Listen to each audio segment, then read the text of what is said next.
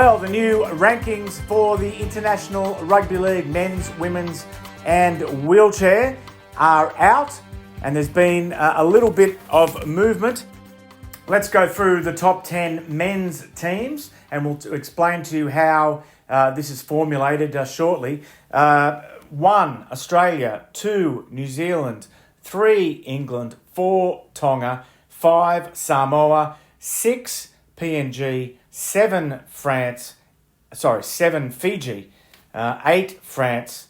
9, Serbia. And 10, Cook Islands. And the big movement there is Tonga overtaking Samoa into the top 4 after their big win over New Zealand during the Pacific Championships and subsequently qualifying for the final. Joining me is Marc Bazeley. Marc, what are your thoughts on that? Tonga, do they deserve their spot in the top 4? You look at their performances in the Pacific Championship, it'd be difficult to argue against that, wouldn't it? Like you say, that was a brilliant win over New Zealand. We saw them over here in England last year. Obviously, perhaps didn't quite see the best of them then, but yeah, look, it's great to see them back up there. Hopefully, it's cementing their status as the sort of one of the big emerging nations that we've seen. And as for the rest of the rankings, I think the top end is pretty much, if you ask people to write down the top 3 teams in the world, that's what they'd go with. But yeah, also good to see Serbia making the top 10 as well. I know there's been some good stuff going on in Serbia for a while. I'm still hoping that one day we'll see Red Star Belgrade back in the Challenge Cup. So yeah, good to see the national team up there as well.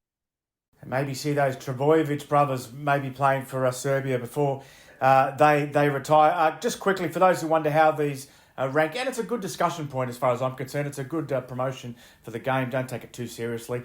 It's the result of a match, the margin of victory, the relative strength of opposition faced, the date of the match. So more recent, obviously, the more credit you get. The importance of the match, and the points are then used to create the official world rankings. That's the media release from the IRL.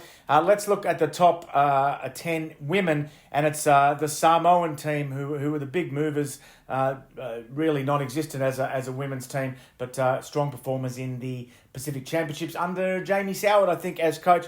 Okay, 1, Australia. 2, New Zealand. 3, England. 4, France. 5, Papua New Guinea. 6, Wales. 7, Ireland. Don't even know what comes after 6. 7, Ireland. 8, Greece. 9, Canada. And 10, Cook Islands. And a little birdie told me that Canada is going to host the first ever Women's World Series. That hasn't been announced yet, still under discussion. But Marc, the women's game's growing very quickly. Wouldn't that be great to see that series in Canada as well? And yeah, like I say, there's some interesting names in that top 10. Obviously, Wales and Ireland. Hopefully, from a Northern Hemisphere point of view, they can start getting more games, start growing as well.